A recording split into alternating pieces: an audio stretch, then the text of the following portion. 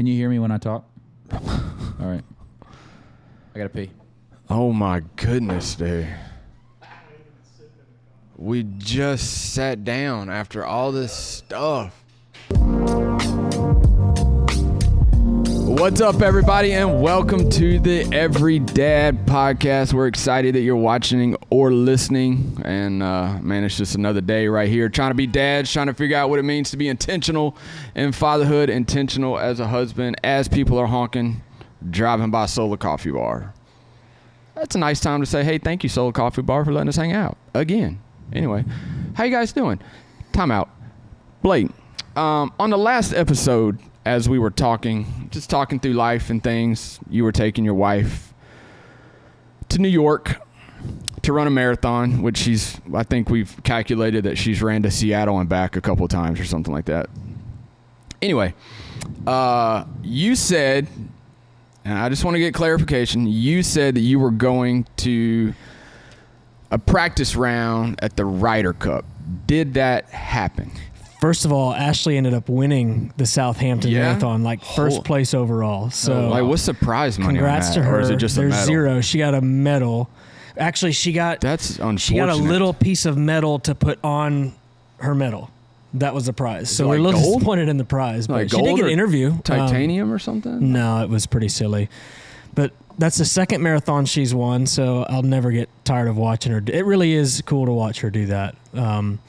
But we travel around these bucket list marathons of hers, and my suggestion to her has been, if we're gonna do one or two of these a year, it just has to be in a place with some really good golf. And This one happened to line up with the Ryder Cup, and obviously Long Island has some of the best golf in the world. So my question. So sign me up. Yes, we did go to a Wednesday practice. So because we're friends and because we play golf many times together, I did not get you anything in the pro shop. What do you mean? I couldn't get into the pro shop. That's a nice Ryder hat you got on, brother. It's not a Ryder Cup. Oh, my goodness. I could not get into the pro shop. It was an absolute zoo. I can't imagine what it was like on the weekend if a Wednesday practice round was as insane as what I saw. So, okay. It's one of those things where if you can make it to one and experience one day of it, do it. Otherwise, never go back and just watch it. Next time I go to some minister preacher conference, I'm bringing you back a T-shirt. Appreciate it. Do they sell T-shirts at minister conferences? They do. I didn't know that Way every time overpriced. I travel, I have to come back with a gift for you. You went to the Ryder Cup. That's not like a normal thing, man. Like No. if I were to go to the Masters, I would be, you know what? If I could have gotten into the tent, bro, I probably wouldn't have thought about it. But There it is. still couldn't get in the tent. So. Wow. Hey, we really do like each other around the Every Dad podcast. It may not be shown all the time, but If you ask me, I'll always do it for you. Didn't you? I just want to be noticed and seen, man.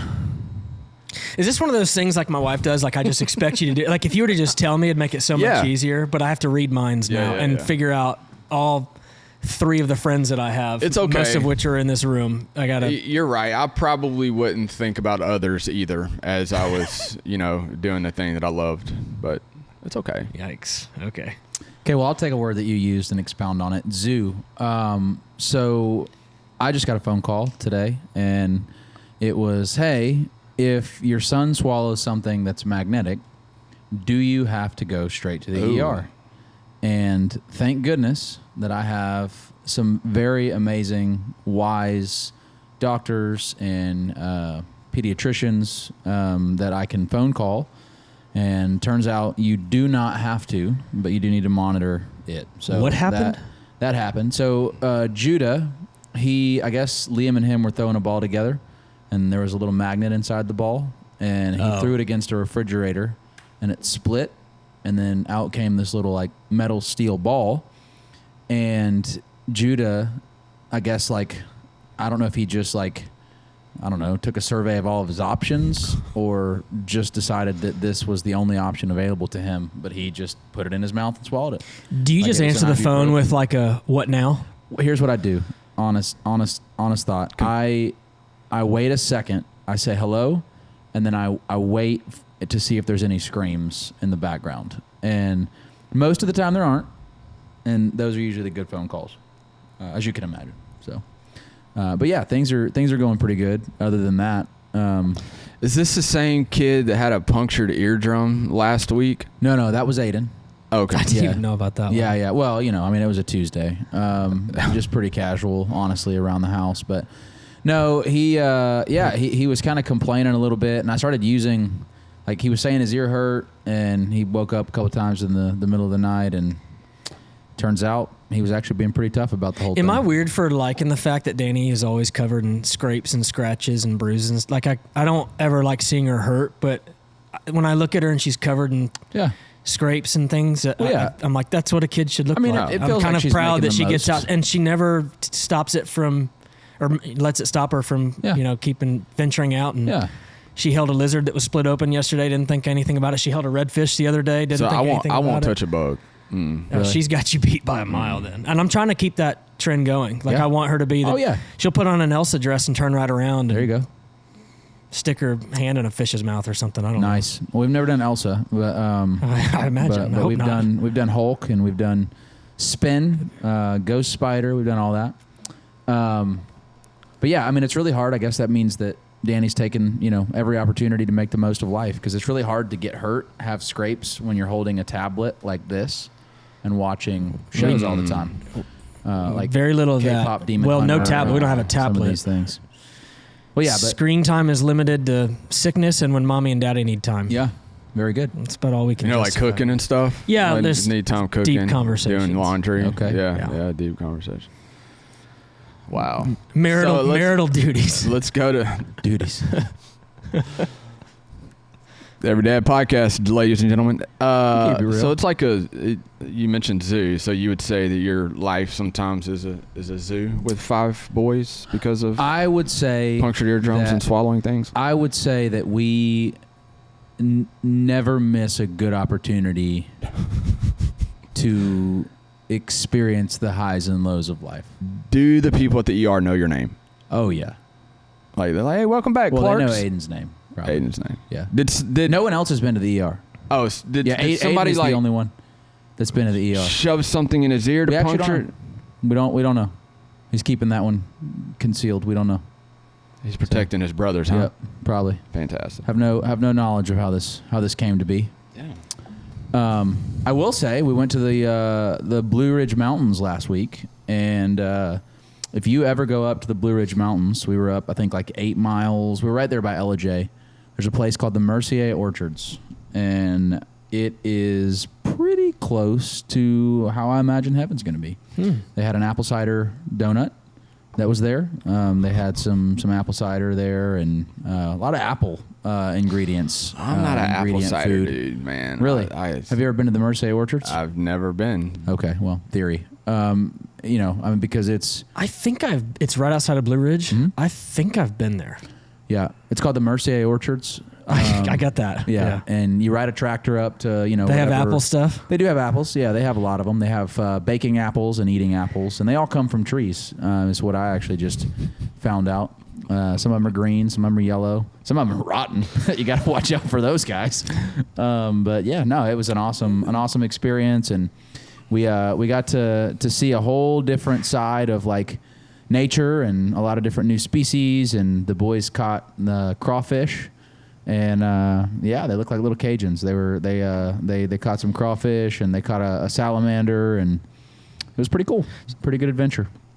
So it sounds like a nice vacation. Did you find any opportunities to serve them while you were away? Look at that transition, I love it. Sit here for like 5 love it. years. Golly, I was like, that's pretty good. So yeah, actually I did. And one of the things I do love about this topic that we're going to be talking about tonight is that it's actually one that I would say out of all the topics that we've talked about, servanthood, which obviously is rooted in humility, I would say probably the thing that I'm best at when it comes to when it comes to all of the topics that we've done so far. This is the one that I would say. Humility or serving? Well, either. I mean, take your pick. But if we were gonna, I'm really good. I'm the most humble person in the room, and it's not even close. How do I say this? If you guys are ever gonna put on a conference for humility, I'm your keynote speaker. I mean, how I achieved it and just the ways that I maintain it and all that. So, but yes, I did. Please share. I got some amazing opportunities to serve. That could be in selflessly. your bio. And unknowingly during that time because we had 2 boys come down with sickness, And so I got the opportunity to just be a great dad, and just really be selfless the entire time, and and not do it for any sort of glory or thanks or anything really. And now, because I've shared all this, I won't get any of those. So no worries. No, but but you would say maybe serving is a spiritual gifting of yours. Oh. So I would like to go back then and say that everything I said was a joke. But I was waiting for that. Yeah. Hopefully Confession's the next episode. Yeah, that's next week. But no, I think servanthood, serving, certainly something that we're required, expected. It's one of those things, we talk about this when we go to the hospitals all the time.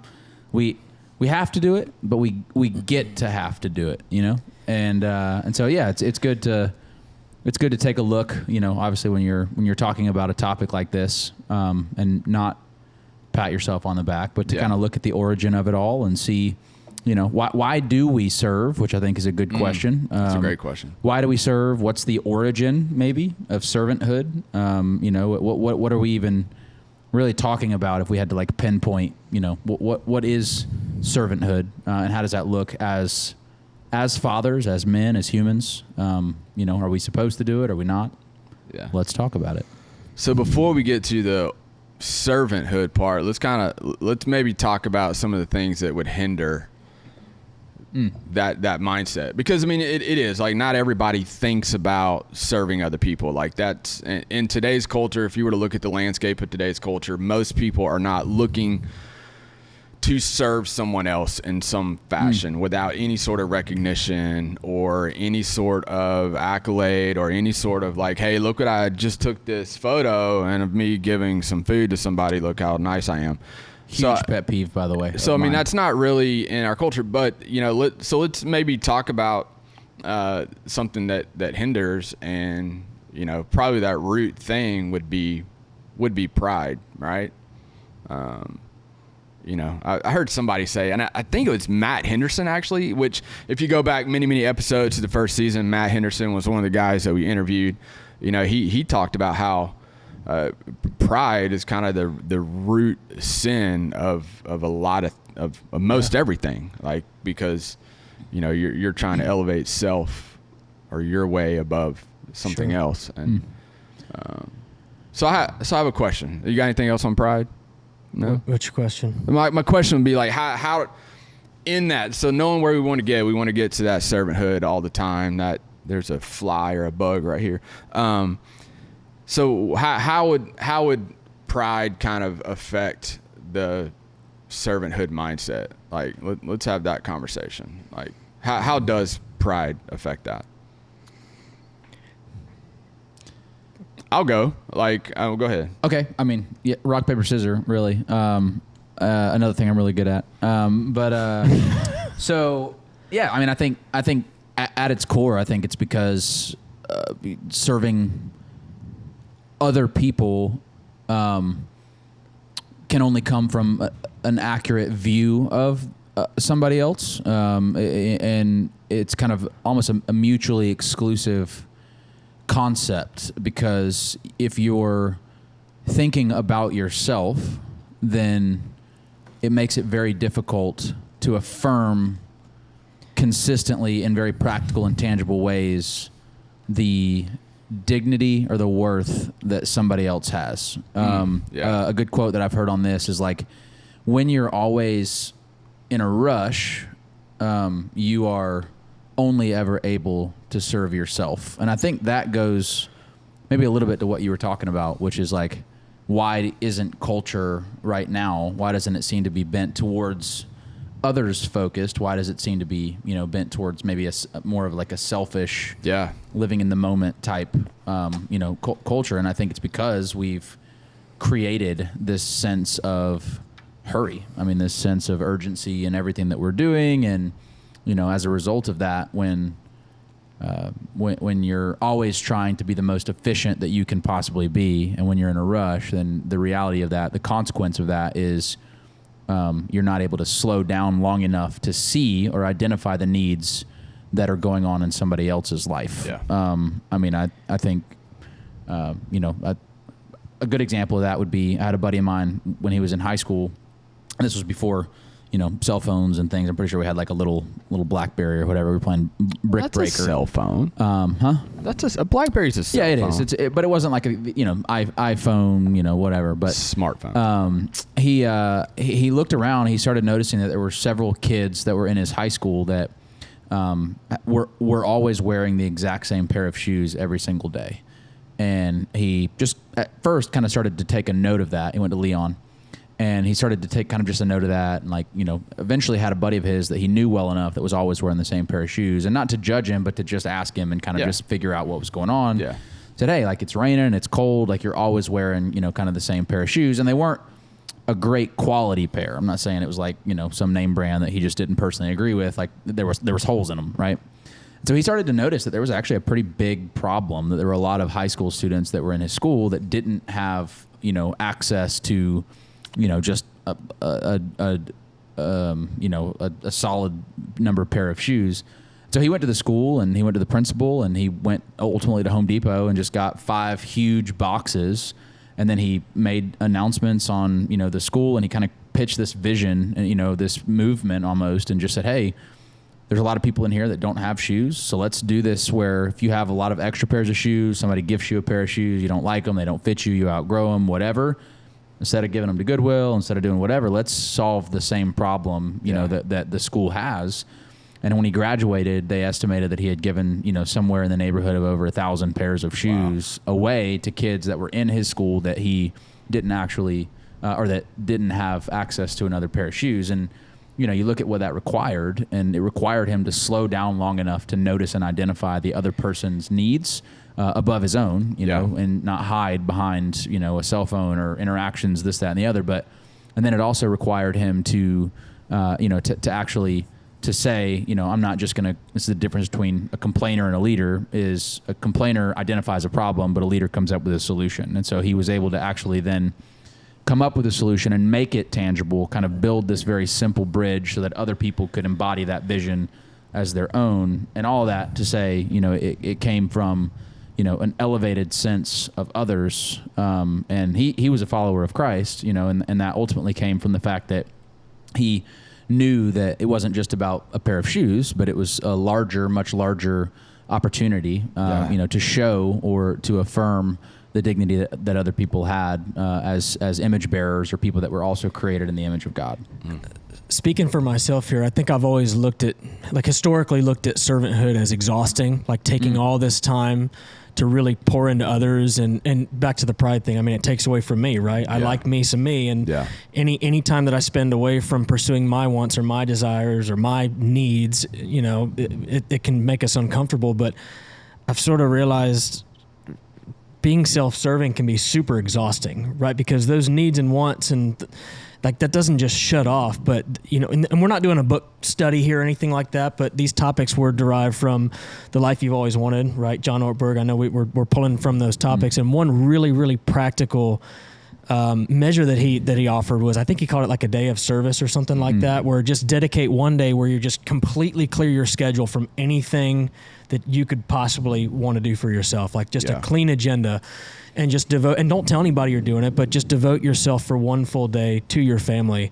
And I've tried it a couple times now, and the pride thing kicks in because you want credit for it. The hardest part is like not telling anybody that you're actually doing it. And Ashley won't even know that I've even done this unless she listens to the podcast, which she doesn't always do. But I've learned that it's actually pretty freeing to just commit yourself to serving somebody else, because you're not worried about all the things that you want. And it's funny, like I don't have anything on the agenda, but throughout the day you'll find yourself saying, well, if I could get that done, right? Yeah. Like I've got time for this. But there's just, you have to force yourself to slow down and do that. And I think there's a lot of freedom that can come with it, for sure. Going back to the pride, and then ultimately to tackle what you were just talking about, one of the best quotes I think I've seen in The Life You've Always Wanted was that at its root, pride is excluding or removing God and other people from their rightful place in your me, heart. Because it's all about me. Yeah, and it's, and that was ultimately what happened. I mean, the original sin, Adam and Eve, serpent comes in, creates confusion, ultimately says convinces them that they can become like God. And ultimately they fell into to sin and now we have a sinful condition. But the reality is, kind of going back to that, it's difficult to do it even. And this is why when I see like those YouTube videos, or I see, I don't get on a soapbox about a bunch of stuff, but like, when I see like the people that like go feed the homeless, or they'll like go buy all these things, and then I'll see like the 1 million views on it and all this stuff, and I'm like, dude, like that would have been such a beautiful gesture, but you couldn't leave it there. Like you had to let the world know that, and they'll pay it forward, and it's like, no, just go do it. It's super popular now. It's all over social media. Yeah, it's super popular. On that, if I can, here's a great quote. It ties right into that. This is a Richard Foster quote, a theologian. I think he was a Quaker, for whatever that's worth. He says, "The flesh whines against service, but screams against hidden service." Right? So like we already really don't want to serve people, but we really, really despise like serving people and not getting any credit for it. So like that's the pride. That's their nature, is I'll serve someone if I can get some credit for it. It kills me if I like put the dishes away and I'm not asked. I'm on top of my game, right? I see that there's something needs to be done. Ashley's love language is acts of service. I take care of it, and she gets home and I cannot wait for her to notice that the dishes are done. And I'm like nudging her in a direction. I'm popping it open to make sure she sees it. And it's like, I can't help myself because I want that credit for it. Yeah. One of my favorite memes of all time says, literally all it says is, husband takes trash out once, and it's a guy on his throne, and he sits up and he's like, oh. This is what comes to mind. But yeah, no, you're right. That's so I'm going to go back to I think it was the last episode we did where we talked about prayer a little bit. Was that the last one? Whatever. One of the last couple episodes that we did, we talked about prayer and the importance of prayer and the effectiveness of it and all these things. And one of the things that we talked about in that is, this attitude of prayer has to be kind of a posture of the heart. Okay. And I'm going to say the things that you guys are talking about, if pride is that posture of the heart, which ultimately it is, we have to move from pride to humility and then into kind of this idea of servanthood. But once we get that servant mindset, that, I'm going to serve in a godly way as kind of the posture of our heart, where it's just the automatic. So I'll use your example about doing the dishes, right? Like it's just all of a sudden it becomes just part of what you do and who you are as a dad and a husband and just a person. You see something that's done to where instead of like nudging, hey babe, I just did that. Like you're just doing it because it's a part of what you're doing. Now I know the dishes and taking out the trash is a very simple thing, but you're disciplining your flesh. Yeah. Like you're training yourself to and do more of it. Then all of a sudden say it is the posture of your heart. Then you see somebody in need. It's like, it's just one of those natural reactions. You preach Sunday morning at our church, at Highland Park Baptist Church, and you talked about rhythms. Well, I'm going to use that same language of going, hey, if it is a posture of our heart, then all of a sudden having that servant mindset is kind of the rhythm of our day. So where if we see somebody that's in need, we're serving. If we need to, stop doing the tasks that we really want to do because it's on our checklist for today, it's on our calendar for the Tuesday, well, we may bypass that for a second because somebody's in need. I got to go help. And it's okay to allow yourself to be interrupted, right? Oh yeah, absolutely. I got stuff on my schedule or meetings, but if something comes up that's worth attending to, it's okay to be interrupted. And this used to be, I feel like it used to be normal in American culture, right? Someone's on the side of the road, flat tire or something like that. People just pull over and help. That's just sort of what you do. And it seems like there's less and less of that. You just keep driving by, and there's all these crazy videos and examples of people getting, and the ones that are hardest are like people getting assaulted or women being abused in public, and no one's doing anything about it. The most extreme example I could think of would be the Ukrainian girl on the bus in Charlotte. I think it was over 2 minutes before a single person even reacted or got out of their seat. Yeah. And that is the worst possible heart posture on display. It's sort of just been removed from large sections of our culture. And, I don't think that's always been the case, and it doesn't have to be the case moving forward. Yeah. Mm-hmm. And that speaks to a lot of things, that one instance speaks to so many things of the downfall of what our nation's going through. But, as believers, as men who follow Jesus, as men who are not ashamed of the gospel and not ashamed to talk about what Jesus has done, not ashamed to talk about repentance, not ashamed to talk about the cross, part of what we should be doing is understanding our place in pride, understanding what humility looks like, and then understanding the fact that, hey, serving others is just one of those things that we should be doing. Whether it's we're going to serve our family because they're close to us, and we're going to serve our kids because we're protecting and we want to. But setting that example for our wife and for our kids on serving others, I just think it should be the posture. And I think it is lacking. I think it's lacking in men. I think it's lacking in the global church. And boys are really good at taking. Like, to me, we're one of the only cultures, I think, in the world that doesn't have like a rite of passage of when you become a man. And maybe in its simplest form, boys are good at taking, right? In relationships, like if you're a high school kid and you're dating this girl or something, like, you're not really, most kids aren't waking up saying, how can I serve my girlfriend? Like, they're just trying to take. Boys take, right? Yeah. But a man would serve. Yeah. So I don't know when that exactly happens, but the faster a young man turns into, like, hey, I have responsibilities, I'm providing, I'm serving other people. You don't have to be married to do that. You can serve your mom. You can serve your sisters. Like, how are you ever going to grow up to be a loving, serving husband if you didn't do that with the other women in your life, right? You think you're just going to wake up one day and say a couple vows and things are going to magically change? Yeah. No, that's silly. Yeah. Well, that's where, I guess that's what I would pinpoint is, to your question, when, I'm not sure exactly when that happens. I don't think it does. I don't think it naturally does happen. I don't think you, like you said, wake up one day and now all of a sudden, you are that. In fact, I would say that maybe the reason why there's so much selfishness, and I'm not saying these rite of passages are legit. I'm just saying we don't even try to identify it. But I'm just saying I don't think intentionality and I don't think servanthood happens on accident. I think it's something that's created over a very consistent, daily, intentional disciplining of yourself, right?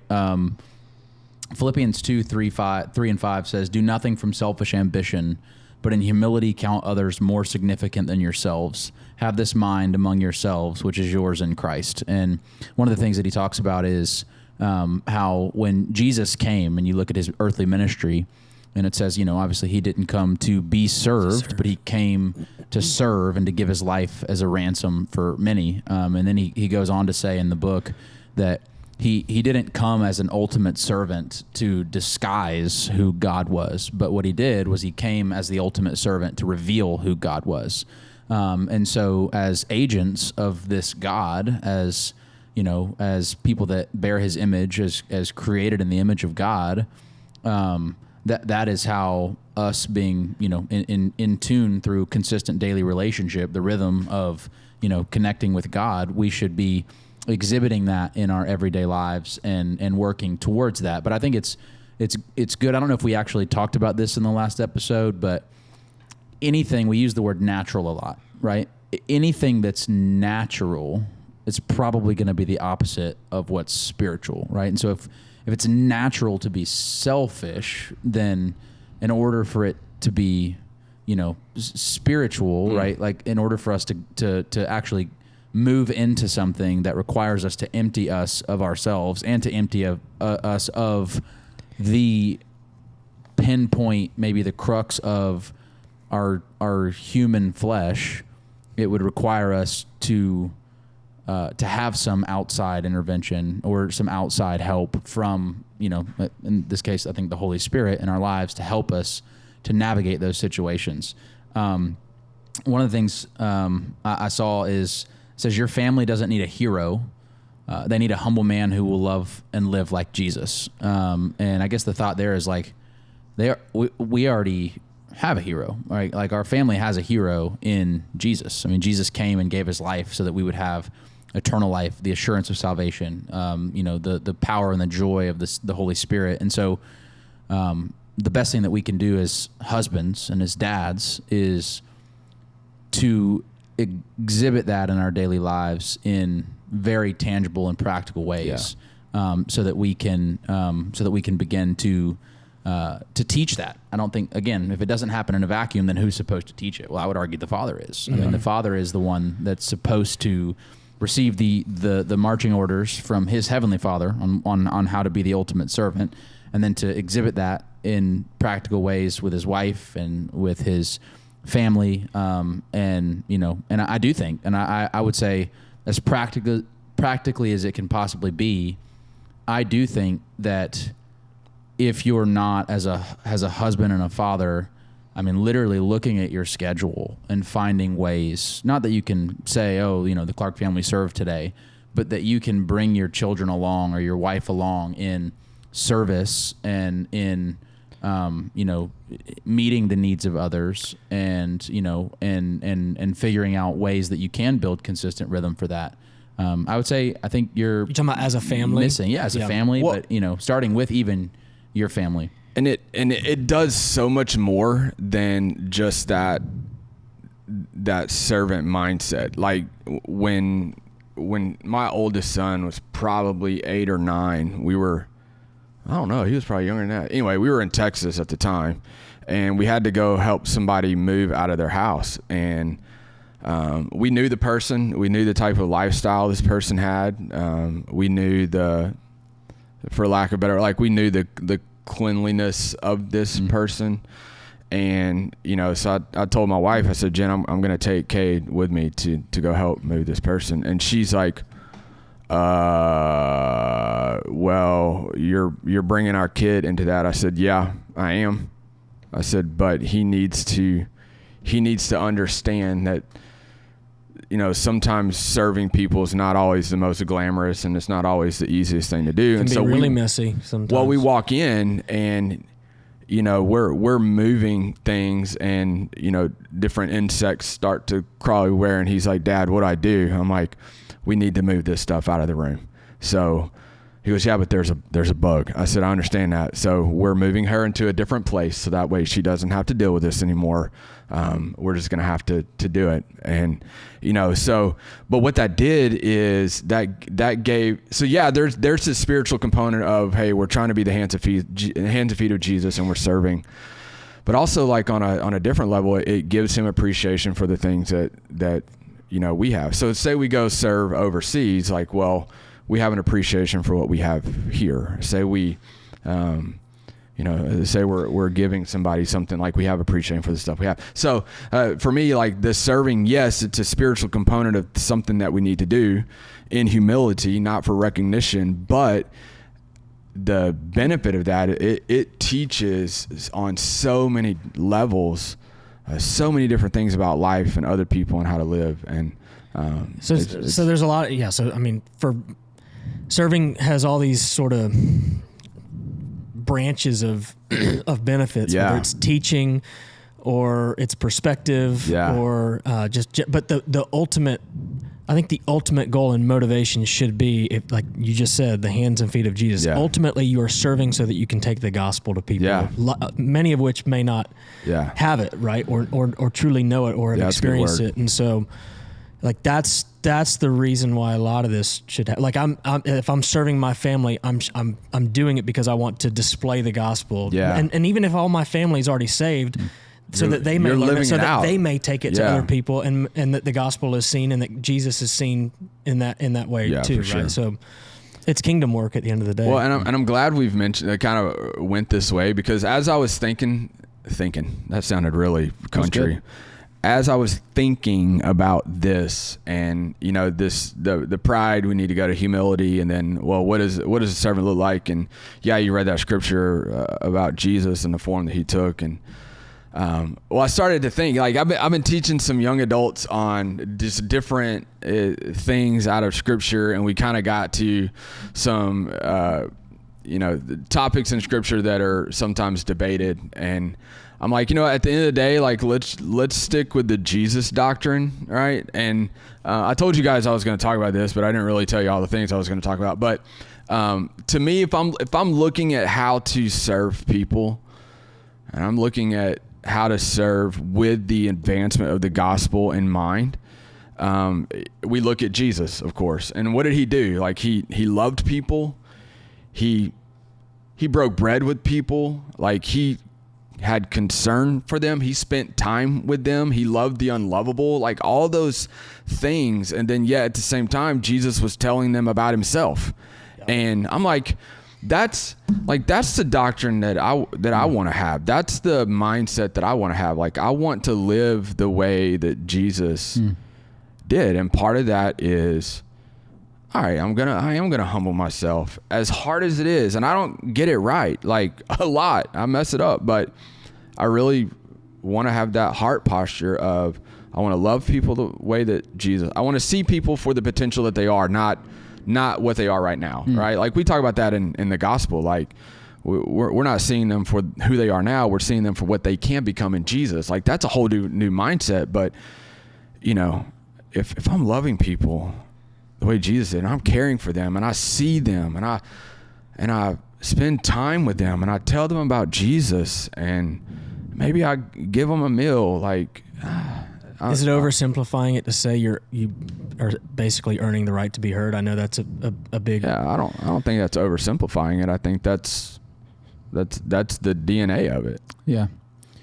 Yeah, I think that's exactly it. I think we as dads, and I say that, this is my intentionality, like, unfortunately a lot of times as well, like, and it's interesting. I never really thought about it this way, but we always, kind of use that verbiage. We like to be kind of macho men, I die for my families, you know what I mean? But the reality is like, well, how are you living for them though? Like, how, when's the last time, like, when you go home, you're like, nah, like, we got this house, I pay for it, I pay for the car, I make the payments, I make sure we got this food. This is my kingdom. Do you got food on your table? Yeah. You got, clothes, but it's like, no, like, but when's the last time, not you've protected them, right? Not you've taken care of or provided for them, but served them, right? Like what's one takeaway or practical thing that you can do if somebody were to give like just a blind survey to your family, give me 5 things that would summarize, who dad or husband is. Like, would servant make the list? Yeah. Would obviously protector probably would, and provider probably would, but like, would servant make the list? Yeah. And I think that's a good thought. Like, what's one practical thing that you can do, a need that you can meet? Just if you'll listen, they'll talk to you, and if they're not talking to you, it's because right now they don't think that you're in a position to listen, because you haven't postured your heart to be able to hear or to listen, because you have other things that are going on, and you may think that whatever those things are, I've got this new idea going on at work, and if it'll just work, then we'll have X amount more dollars, or we'll be able to make this big move, and we'll be able to go on this big trip. And it's like, that's all great, but your kids and your wife, those things sound nice, right? But the reality is they don't want that as much as they just want your time. They want you to be there present. And I think that's the core of it. Like, when you're serving, you can't serve someone without going above and beyond to think about that person. Like, what is it that person, like, there's nothing that would make someone feel more seen, more cared for, more valued than identifying what that need is, what that want is, what that obstacle is, what that burden is, and then just meeting it. Not because it's her birthday, not because it's their, Christmas, but so like when Blake was at the Ryder Cup. I think that's a great transition and unfortunate reality. Yep. Servant. If I had a true minded heart posture. Yes.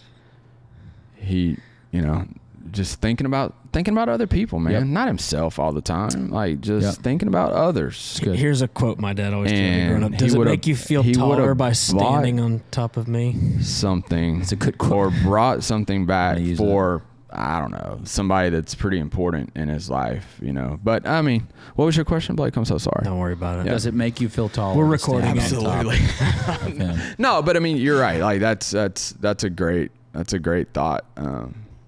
Yeah. Thank you. Like, because I mean, if we do some, you know, self-examination on that, like that's a hard question.